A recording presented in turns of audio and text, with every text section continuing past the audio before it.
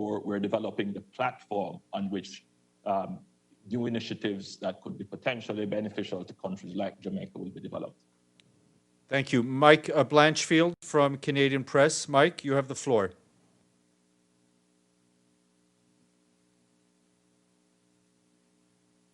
I can't unmute. I'm trying to unmute and I appear to be stuck. Can I get my colleague Stephanie to ask the question, please? We can hear you. Go ahead. We can hear you. Oh, great. Okay. Okay. Given that this is a question I'd like answered in both official languages, of course, I have a question for the Prime Minister and a follow-up for the Secretary General. Given that the WHO is satisfied that rapid COVID-19 tests are good enough to send millions of them to developing countries and several to our international peers, and they've been approved domestically there, why exactly is Canada still unsatisfied that they're okay to use, that they're not okay to use here? Not satisfied. No. Prime Minister Trudeau. Obviously, Canadian scientists are working very, very hard to approve all sorts of different rapid tests. We will continue to be informed by the approvals and processes and data gathered in other countries, but those scientists will and medical experts will make the determinations that are best for Canadians. On the political side, as much as we'd love to see those tests as quickly as possible, we're not going to tell our scientists how to do their job and do that work. But we are, however, ensuring that as soon as those approvals happen, we are ready to deliver these tests across the country. We're working already on procurement mechanisms because we know that rapid testing is part of the solution on how we get through this. Nous savons que c'est important que nos scientifiques et nos experts puissent analyser comme il faut les différents processus et évidemment vont être informés par les études des différentes méthodes de dépistage qui sont faites à travers le monde, mais ils vont prendre les décisions qui sont bonnes pour le Canada avec les moyens que nous avons. Bien sûr, on veut voir ces tests-là approuvés le plus rapidement possible, mais ce ne serait pas correct que des politiciens mettent de la pression pour arriver à une décision scientifique plus rapidement. On a besoin de respecter le travail de nos experts et de nos scientifiques. Mais en même temps, nous sommes en train de faire les arrangements nécessaires pour que dès que ces tests de dépistage soient approuvés au Canada, on puisse les distribuer à travers le Canada où ils sont, si nécessaires, parce que c'est ce à quoi les Canadiens s'attendent et c'est ce dont on a besoin. Mike, you're still muted.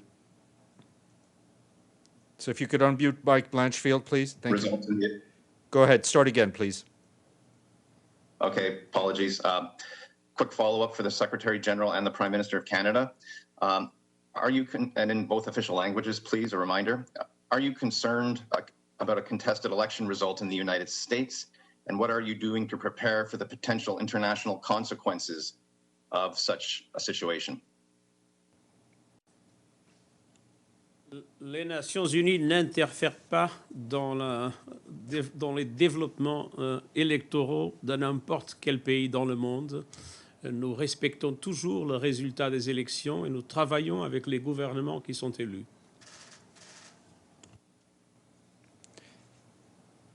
Prime Minister. As the Secretary General has said, Canada is, of course, fully respectful of the processes underway in the United States. We will not be interfering or engaging in any way in their electoral processes, and that includes commenting on their electoral processes. We will, of course, continue to prepare for any outcomes and be there to stand up for Canadians as we always have through these past years and before that. The role of the Canadian government is to be there to defend Canadian interests while working with elected leaders around the world, and we will continue to do that. Nous, évidemment, regardons ce qui se passe aux États-Unis, mais nous n'allons pas commenter sur les processus. Notre responsabilité en tant que gouvernement canadien, c'est de se préparer à toutes sortes d'éventualités et d'être là pour défendre les intérêts des Canadiens. Et c'est ce que nous allons faire en travaillant avec quiconque sera élu à travers le monde. Merci. Thank you very much. We'll now go to a Jamaican journalist, Siobhan Campbell. Siobhan, you have the floor.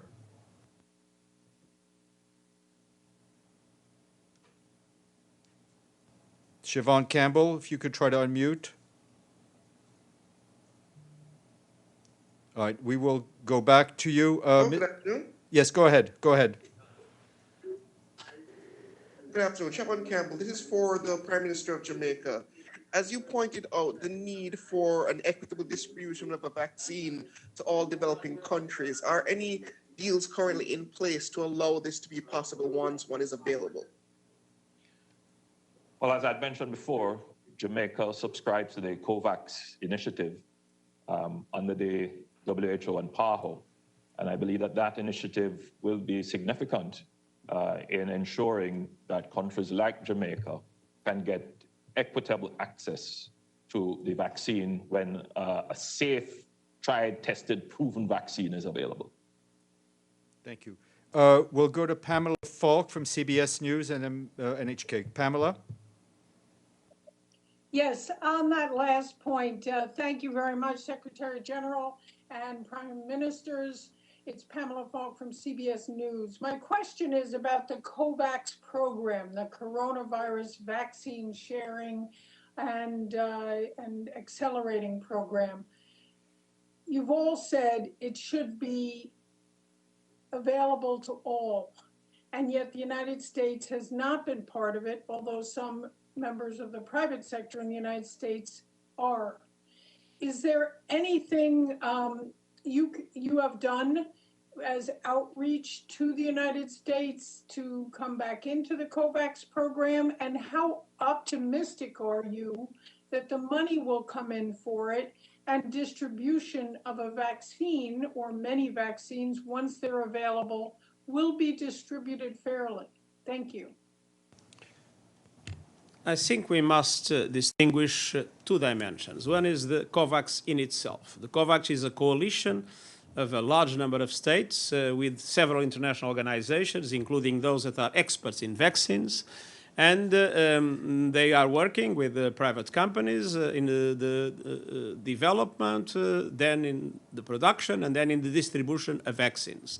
And that is for that project that I have been appealing for 31 billion additional dollars in relation to the 4 billion that are already in place. On top of that, there are several countries with their own initiatives to provide vaccines to their own citizens, and also countries that have announced that they would have programs not only for their own citizens, but that they would share their vaccines with the developing countries. It was the case of India, it is the case of China, and of other countries that have announced, Japan, that have announced that. So we have nothing against the fact that the government provides vaccines to its own people. What is necessary is that all governments also cooperate through the Kovacs or in coordination with the Kovacs in all initiatives that are necessary to guarantee that everybody, everywhere, has access to an affordable vaccine. Because if this will not be the case, even vaccination programs in developed countries will be ineffective, because we will only get free of the virus if we'll get free of the virus everywhere. Thank you. Prime Minister Trudeau? Thank you. Prime Minister Trudeau, yeah. Thank you. Yes, we understand how important it is to eradicate the virus at home and everywhere at the same time. That's why Canada's moved forward in a number of different ways to ensure that wherever and whenever a virus is developed, we make sure we're maximizing our chances to be able to obtain it. So a big chunk of that is through contributing close to $500 million to the Kovacs facility, which works as in we are securing doses for Canada at the same time that we're paying for, and at the same time as we will be paying for an equal number of doses to be distributed to the developing world. That's the large functioning of it that allows for countries to both secure domestic capacity at a reasonable price, but also ensure that our initiative gets vaccines out to other countries as well who don't have the capacity to pay. At the same time, Canada has secured bilateral deals with many pharmaceutical companies and potential vaccines to double up on our chances to be able to access vaccines once one becomes available. But we know that participating internationally in ensuring vaccines for the developing world is incredibly important as we move forward, and which is why we're full-fledged supporters of the Kovacs facility. Thank you very much. Mr. Sato from NHK, Japanese television, in the room. Mr. Sato. Thank you. Thank you, Secretary General. Thank you, Stefan. My question is similar to that of Pamela, but let me add a question about the vaccine cooperation.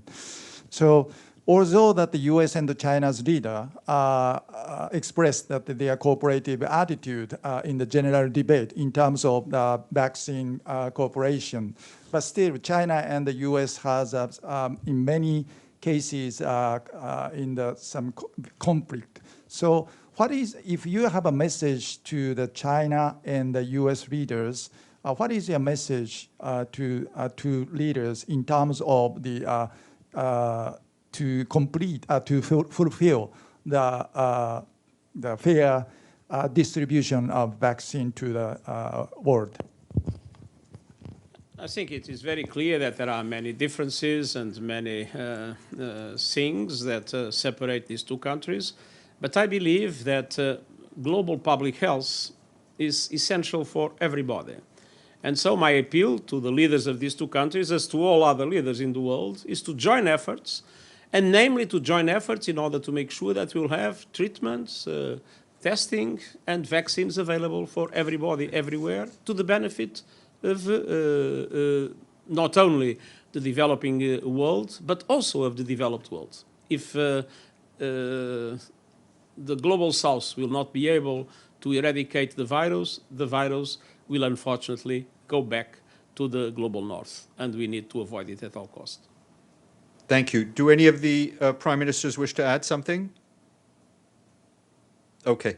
We'll go to Catherine Levesque from Le Devoir, I believe. Catherine? Hold on, you're still muted. Could we unmute Catherine Levesque, please? There we go. Go ahead. Okay, you're still muted. While we get that sorted, let's go to Ibtisam Azem. Ibtisam, you have a question? Go ahead. Yeah, thank you. Thank you, Steph. Thank you, Prime Ministers and the Secretary General. My question is, I want to go back to the issue of financing.